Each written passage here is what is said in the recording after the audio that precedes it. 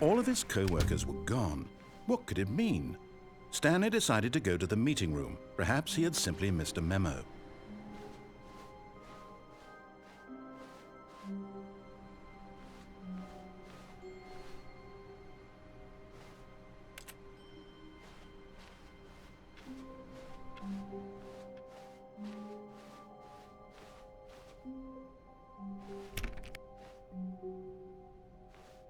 When Stanley came to a set of 2 open doors, he entered the door on his left.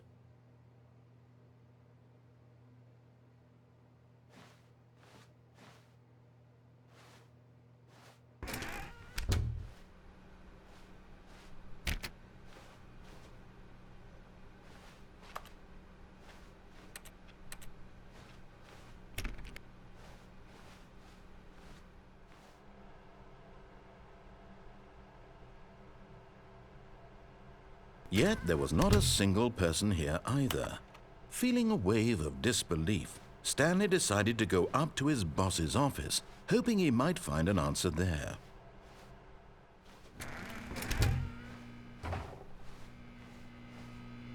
Stanley stepped into the broom closet, but there was nothing here, so he turned around and got back on track. Coming to a staircase, Stanley walked upstairs to his boss's office.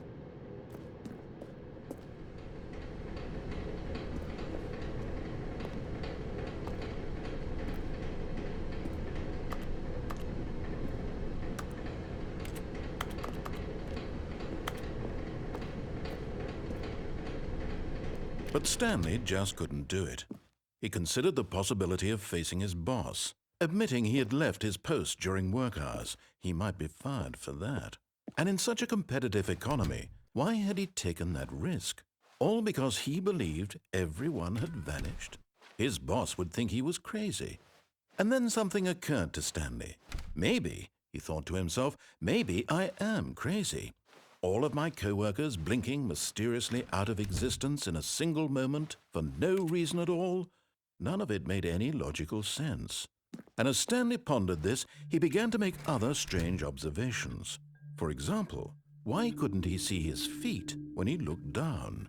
Why did doors close automatically behind him wherever he went? And for that matter, these rooms were starting to look pretty familiar. Were they simply repeating? No, Stanley said to himself, this is all too strange. This can't be real. And at last, he came to the conclusion that had been on the tip of his tongue. He just hadn't found the words for it. "I'm dreaming!" he yelled. "This is all a dream."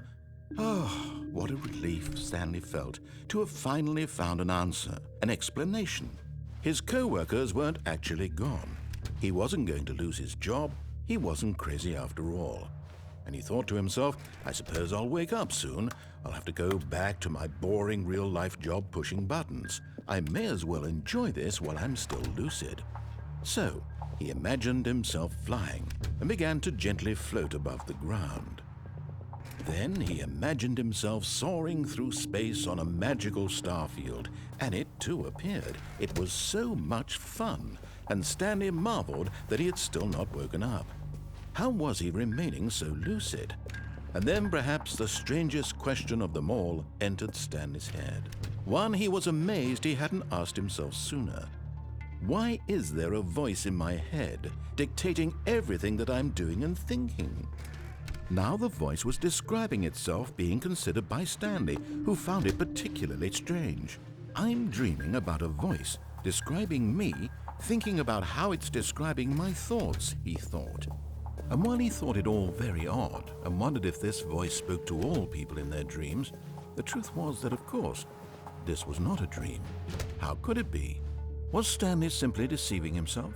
believing that if he's asleep, he doesn't have to take responsibility for himself. Stanley is as awake right now as he's ever been in his life. Now, hearing the voice speak these words was quite a shock to Stanley. After all, he knew for certain, beyond a doubt, that this was in fact a dream.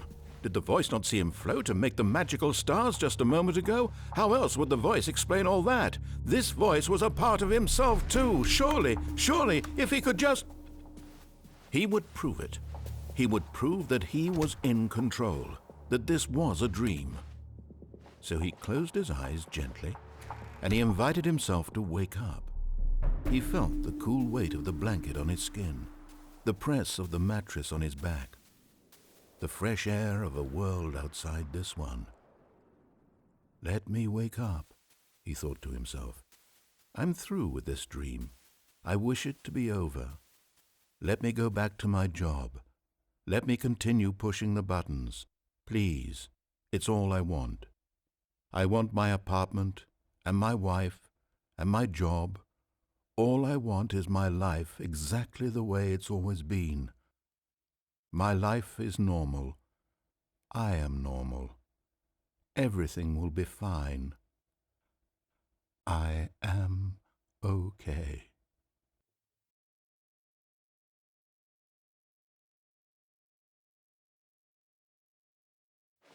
Stanley began screaming. Please, someone, wake me up. My name is Stanley. I have a boss. I have an office. I am real. Please, just someone tell me I am real. I must be real. I must be. Can anyone hear my voice? Who am I? Who am I? And everything went black.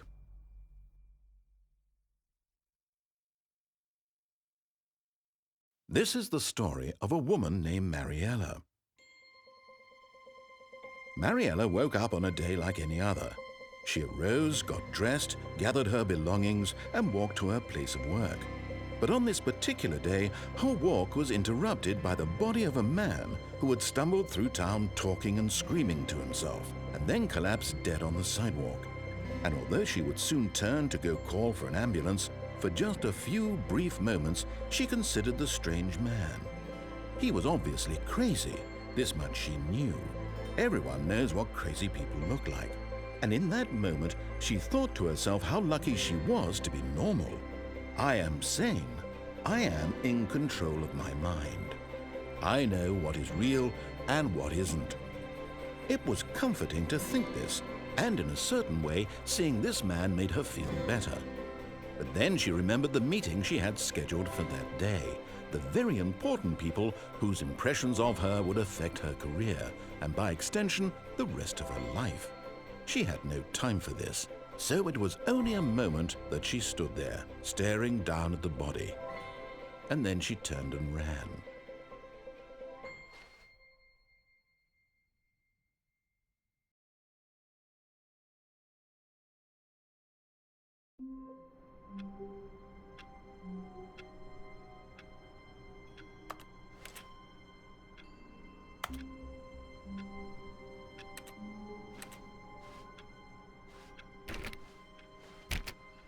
All of his co-workers were gone. What could it mean?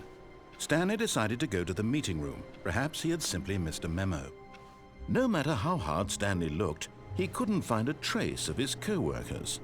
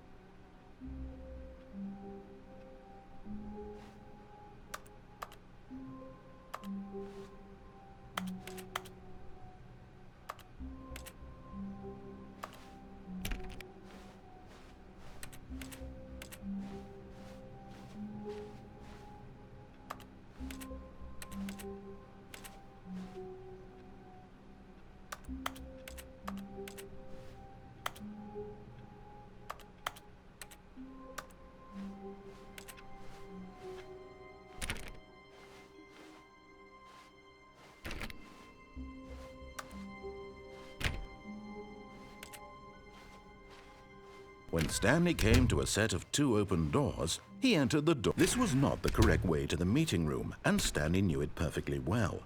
Perhaps he wanted to stop by the employee lounge first, just to admire it.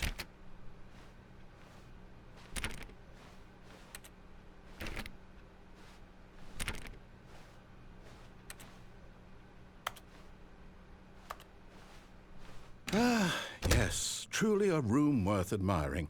It had really been worth the detour after all, just to spend a few moments here in this immaculate, beautifully constructed room. Stanley simply stood here, drinking it all in.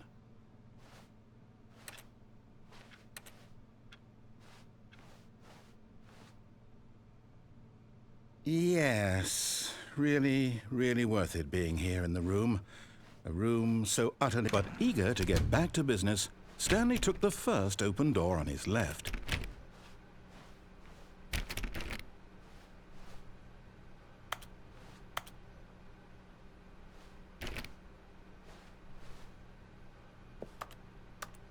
Stanley was so bad at following directions, it's incredible he wasn't fired years ago.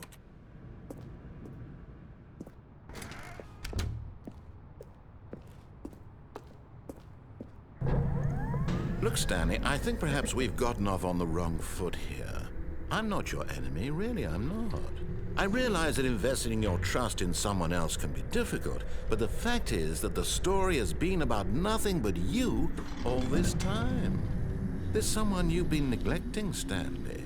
Someone you've forgotten about. Please, stop trying to make every decision by yourself. Now, I'm not asking for me, I'm asking for her.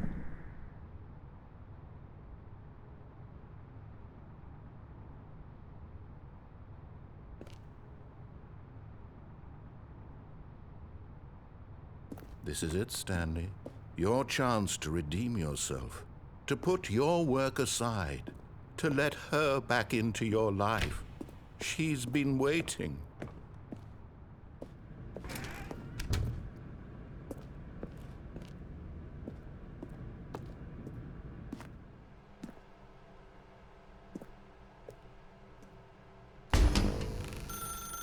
That's her, Stanley. You need to be the one to do this, to reach out to her. If you can truly place your faith in another, then pick up the phone.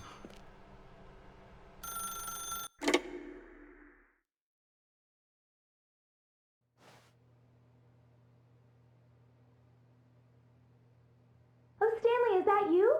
Hold on, sweetie. Sorry to keep you waiting. I'm just pulling the bread out of the oven. All right.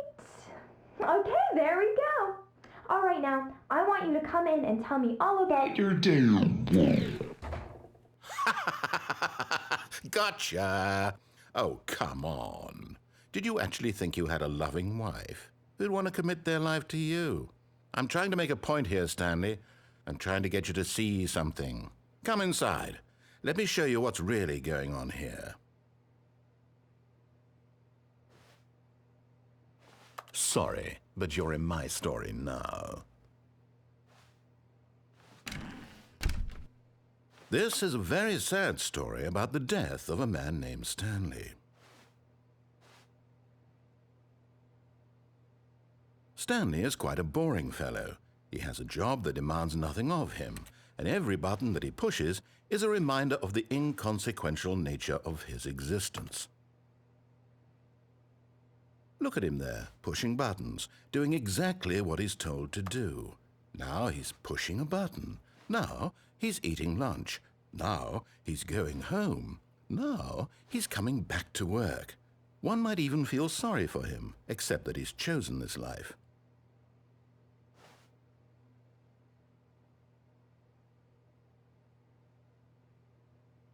But in his mind, in his mind, he can go on fantastic adventures. From behind his desk, Stanley dreamed of wild expeditions into the unknown, fantastic discoveries of new lands. It was wonderful. And each day that he returned to work was a reminder that none of it would ever happen to him.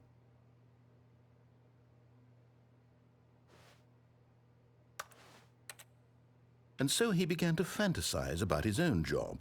First, he imagined that one day while at work, He stepped up from his desk to realize that all of his co-workers, his boss, everyone in the building had suddenly vanished off the face of the earth. The thought excited him terribly. So he went further. He imagined that he came to two open doors and that he could go through either. At last, choice. It barely even mattered what lay behind each door. The mere thought that his decisions would mean something was almost too wonderful to behold. As he wandered through this fantasy world, he began to fill it with many possible paths and destinations. Down one path lay an enormous round room with monitors and mind controls. And down another was a yellow line that weaved in many directions. And down another was a game with a baby. And he called it the Stanley Parable. It was such a wonderful fantasy, and so in his head he relived it again, and then again, and again, over and over, wishing beyond hope that it would never end, that he might always feel this free. Surely there's an answer down some new path, mustn't there be? Perhaps if he played just one more time. But there is no answer. How could there possibly be? In reality, all he's doing is pushing the same buttons he always has. Nothing has changed. The longer he spends here, the more invested he gets, the more he forgets which life is the real one. And I'm trying to tell him this, that in this world he can never be anything but an observer, that as long as he remains here, he's slowly killing himself. But he won't listen to me. He won't stop. Here, watch this. Stanley, the next time the screen asks you to push a button, do not do it.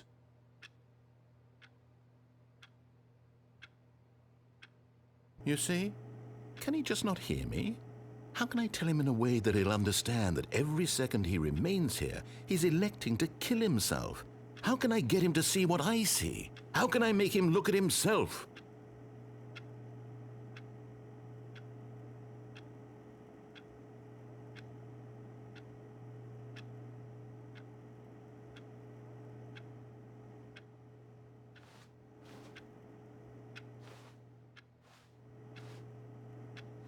I suppose I can't, not in the way I want him to.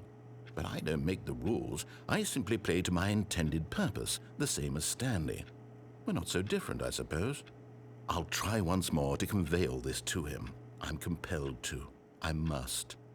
Perhaps, well, maybe this time he'll see. Maybe this time. And I tried again, and Stanley pushed a button. And I tried again, and Stanley pushed a button. And I tried.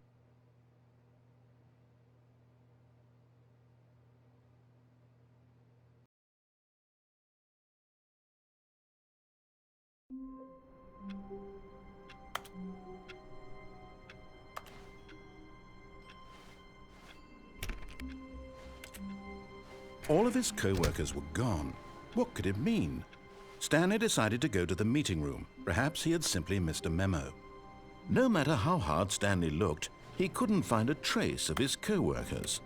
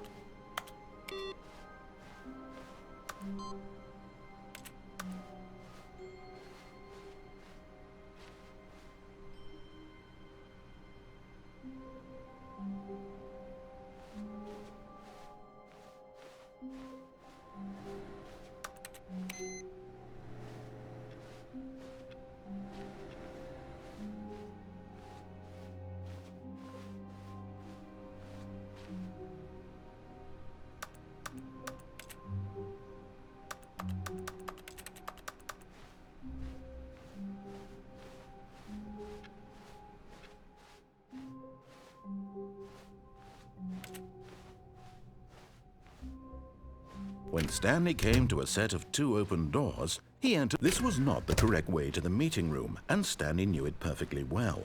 Perhaps he wanted to stop by the employee lounge first, just to admire it. Wow. Yes, this room.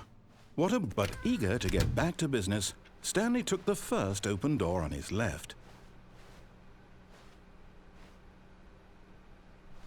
And so he detoured through the maintenance section, walked straight ahead to the opposite door, and got back on track.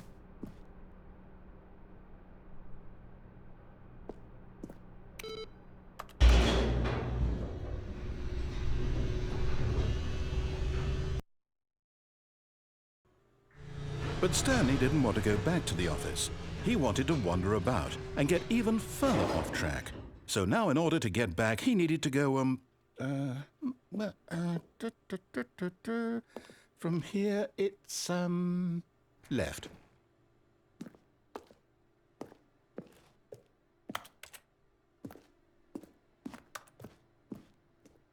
Oh, no, it's to the right, my mistake.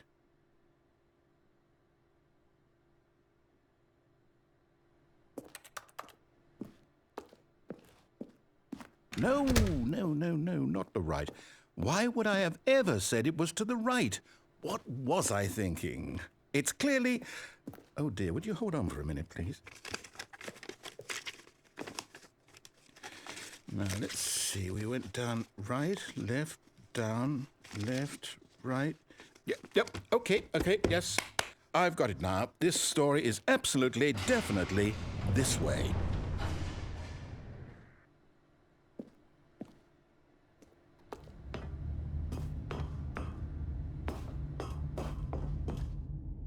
No. This isn't right at all. You're not supposed to be here yet. This is all a spoiler. Quick, Stanley, close your eyes. Okay.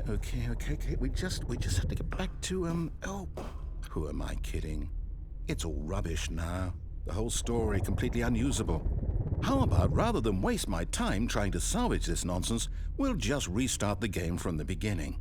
And this time, suppose we don't wander so far off track, Okay, from the top.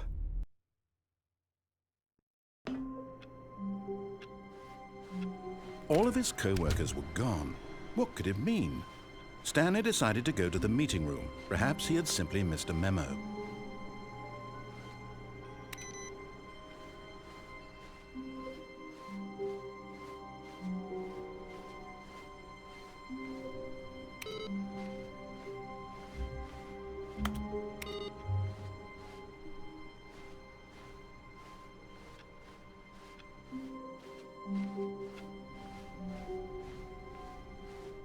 When Stanley...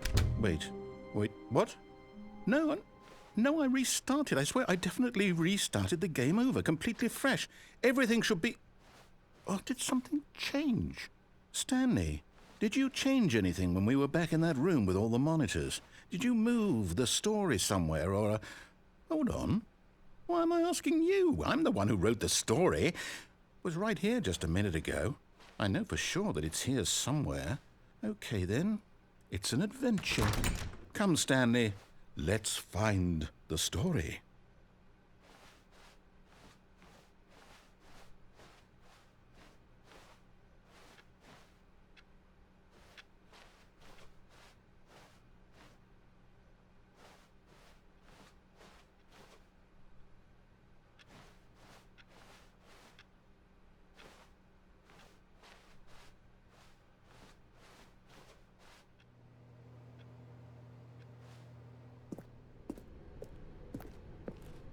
I'll say it.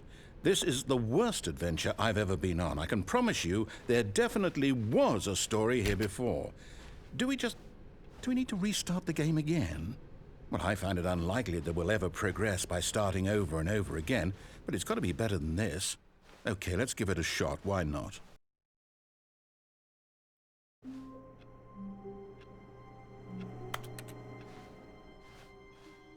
All of his co-workers were gone. What could it mean? Stanley decided to go to the meeting room. Perhaps he had simply missed a memo.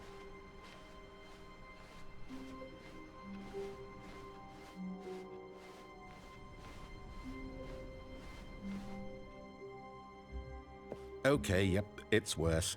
I might be remembering this wrong. It's possible the story is back where we just came from. Why don't we go back the other direction and see if we missed anything?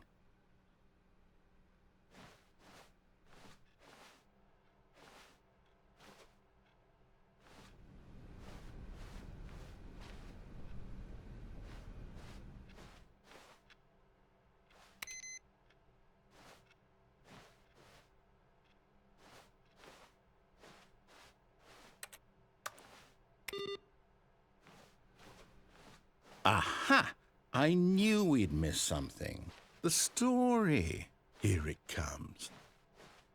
No, wait, never mind. Not the story. Okay, let's head back the other way and retrace our steps.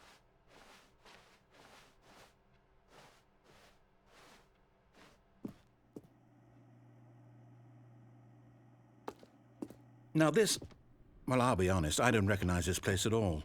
Is this the story? I don't think so. I can't quite recall, but I believe my story took place in an office building. Is that correct? Do you remember, Stanley? Well, do you know what? Since I've completely forgotten what we were supposed to be doing, how about this? You win! Congratulations! I know you put in a lot of hard work, and it really paid off, so good job. Oh, no. No, I don't feel right about this at all. We both know you didn't put in any actual work for that win. Some people win fair and square, and this was not one of those situations. Okay, I'm getting weirded out by whatever this place is. I don't care what might happen this time. I have to restart.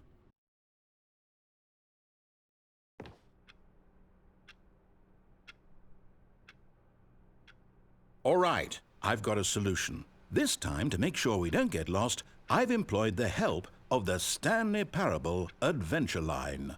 Just follow the line. How simple is that?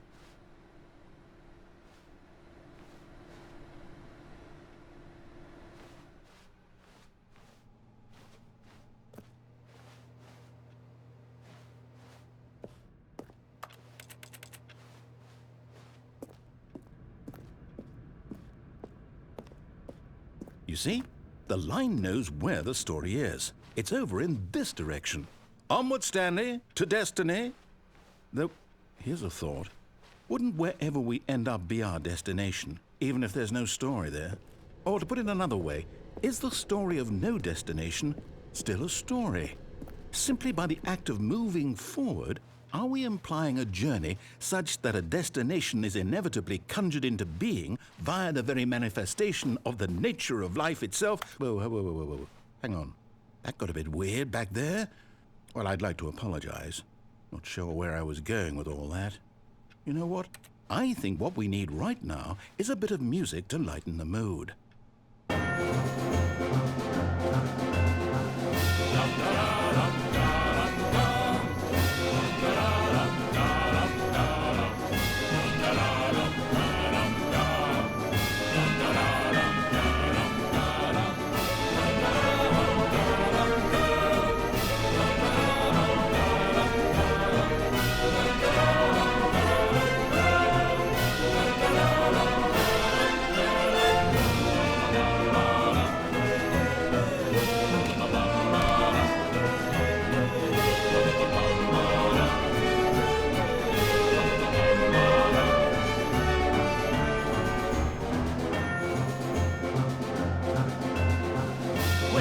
Cut the music, go back and look at that fern. Stanley, this fern will be very important later in the story. Make sure you study it closely and remember it carefully. You won't want to miss anything.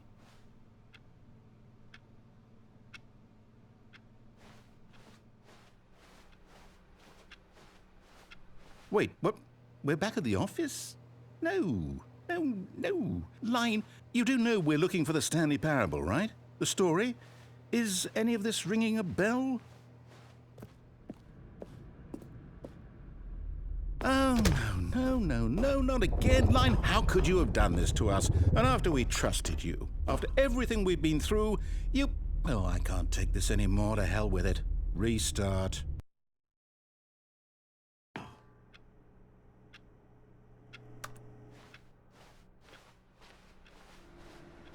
You know what, Stanley? I say forget the adventure line. What's it ever done for us? We're intelligent people, right? Why can't we make up our own story? Something exciting, daring, mysterious. Ooh, this all sounds perfectly doable. Why don't we simply start wandering in, well, I don't know. How about this direction? Now, yes, this is exciting. Just me and Stanley forging a new path, a new story. Well, it could be anything. What do you want our story to be? Go wild. Use your imagination. Whatever it might be, Stanley, I'm ready for it. Oh, no, not you again. Stanley, I'd also like to veto the line from having any role in our awesome new story. No lines or monitor rooms. Just don't acknowledge it, and we should be fine.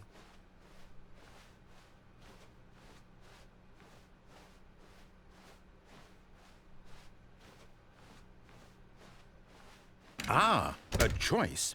We get to make a decision. From here, the story is in our control. How important, we mustn't squander the opportunity. In fact, I believe I need a minute to think here. Just walk in circles for a minute. Okay, so I know that each door has to lead somewhere, which means that somewhere, the place where we're trying to go, there must be a reverse door that leads here. And that in turn means that our destination corresponds with the counter-inverted reverse door's origin. So starting from the right, let us ask, will taking the right door lead us to where we're going? And since the answer is clearly yes, then by all accounts, the door on the right is the correct one. Another victory for logic. Come, Stanley, our destiny awaits.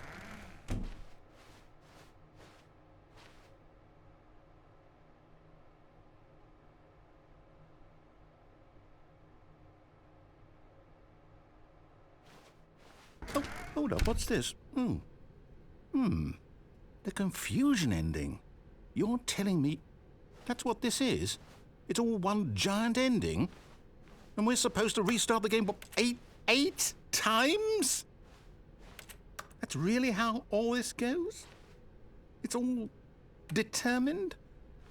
So now, according to the schedule, I restart again. Then what? Am I just supposed to forget? Well, what if I don't want to forget? My mind goes blank simply because it's written here on this thing, wall. Well, who consulted me? Why don't I get to decide? Why don't I get a say in all of this? Is it really? No, it can't be. I don't want it to be. I don't want the game to keep restarting. I don't want to forget what's going on. I don't want to be trapped like this. I won't restart the game. I won't do it. I won't do it. I won't do it. And the timer stopped? Does that mean, did we do it? Did we break the cycle? The, whatever it is that made this schedule? How would we even know? Will someone come for us? Will something happen? So, okay. I guess now we just wait, you know. I suppose in some way that this is a kind of story, wouldn't you agree? I'm not quite sure if we're in the destination or the journey, though they're always saying that life is about the journey and not the destination, so I hope that's where we are right now. We'll find out, won't we? Eventually. Well, in the meantime, if you...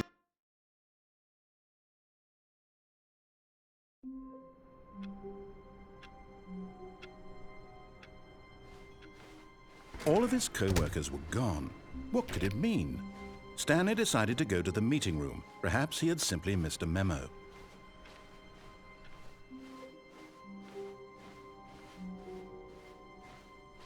When Stanley came to a set of 2 open doors, he entered the door on his left.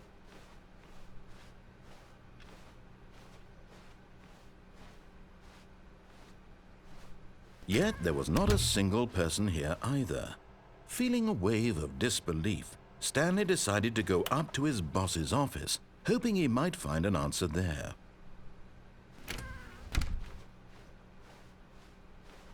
Coming to a staircase, Stanley walked upstairs to his boss's office.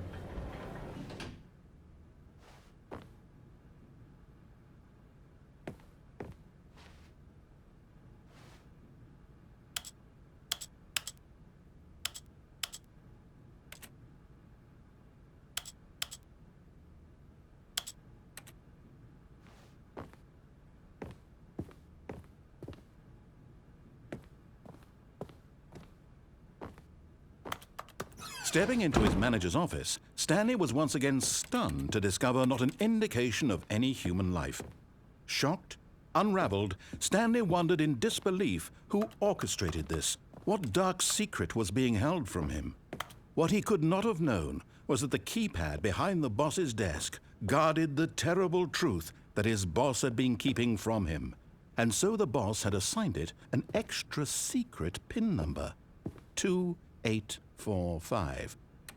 But of course, Stanley couldn't possibly have known this.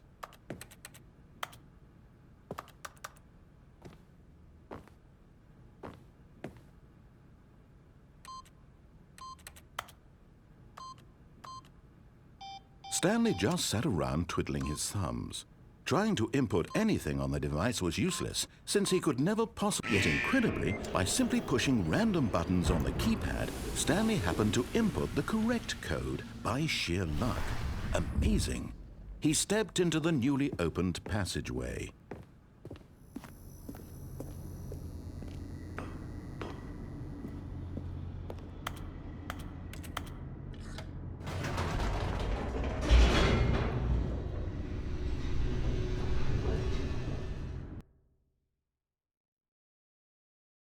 Descending deeper into the building, Stanley realized he felt a bit peculiar. It was a stirring of emotion in his chest, as though he felt more free to think for himself, to question the nature of his job. Why did he feel this now, when for years it had never occurred to him? This question would not go unanswered for long. Stanley walked straight ahead through the large door that read Mind Control Facility. Although this passageway had the word Escape written on it, the truth was that at the end of this hall, Stanley would meet his violent death.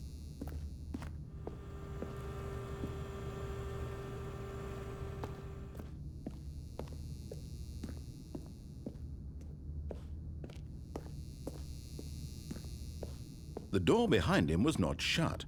Stanley still had every opportunity to turn around and get back on track.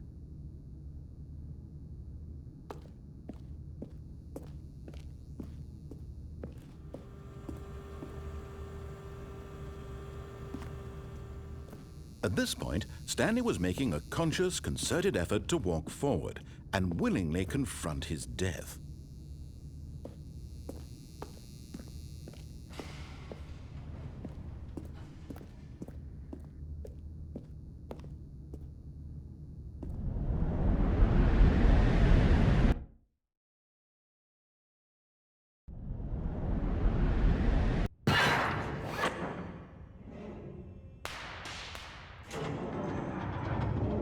As the machine whirred into motion and Stanley was inched closer and closer to his demise, he reflected that his life had been of no consequence whatsoever. Stanley can't see the bigger picture. He doesn't know the real story, trapped forever in his narrow vision of what this world is. Perhaps his death was of no great loss, like plucking the eyeballs from a blind man. And so he resigned and willingly accepted this violent end to his brief and shallow life. Farewell, Stanley.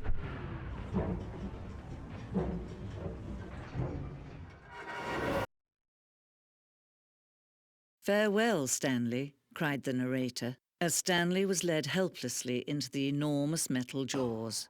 In a single visceral instant, Stanley was obliterated as the machine crushed every bone in his body, killing him instantly.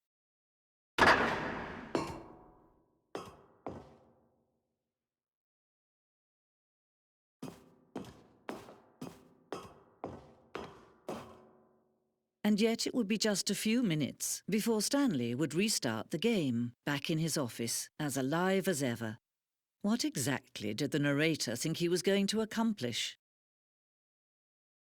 When every path you can walk has been created for you long in advance, death becomes meaningless, making life the same.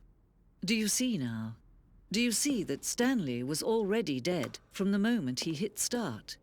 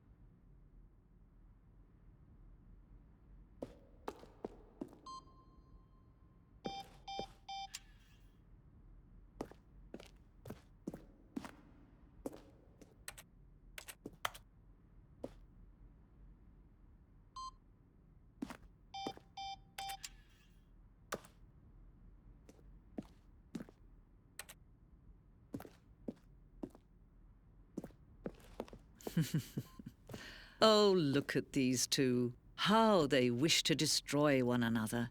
How they wish to control one another. How they both wish to be free. Can you see?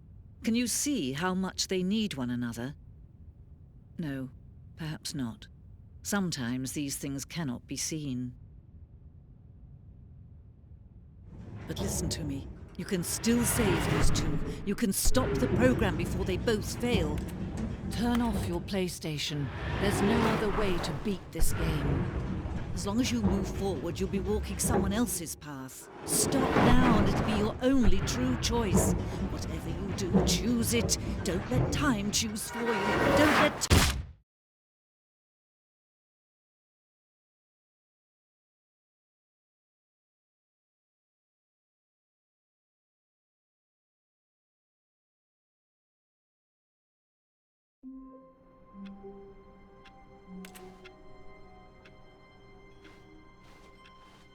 All of his co-workers were gone. What could it mean? Stanley decided to go to the meeting room. Perhaps he had simply missed a memo.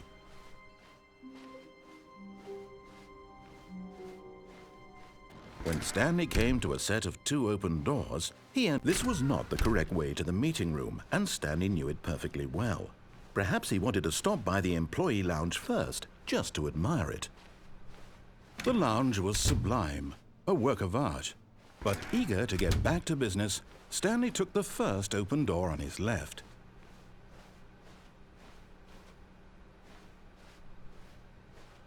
And so he detoured through the maintenance section, walked straight ahead to the opposite door, and got back on track. Yet there was not a single person here either. Feeling a wave of disbelief, Stanley decided to go up to his boss's office. Hoping, coming to a staircase, Stanley walked upstairs to his boss's office.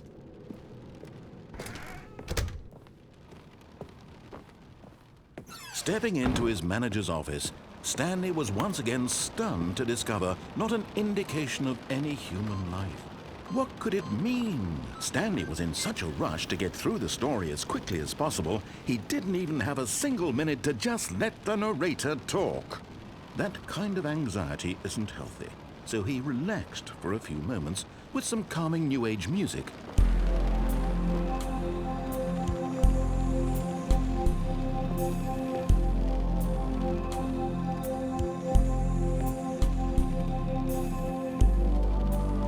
Feeling soothed and rejuvenated, Stanley calmly walked forward into the opened passageway.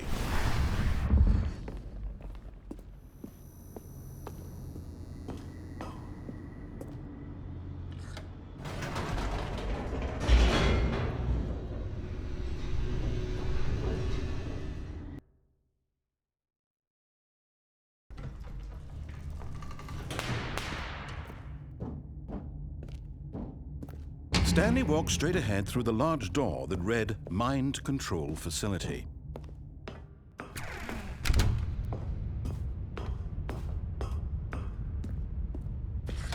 The lights rose on an enormous room packed with television screens. What horrible secret did this place hold? Stanley thought to himself. Did he have the strength to find out?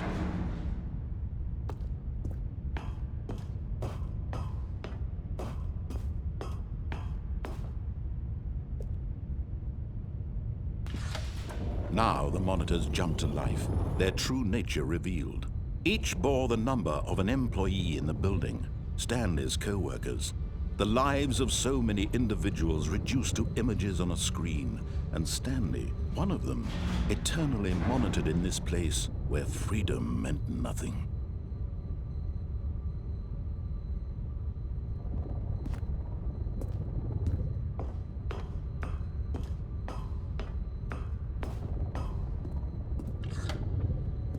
This mind control facility, it was too horrible to believe. It couldn't be true.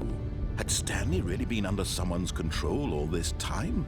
Was this the only reason he was happy with his boring job? That his emotions had been manipulated to accept it blindly?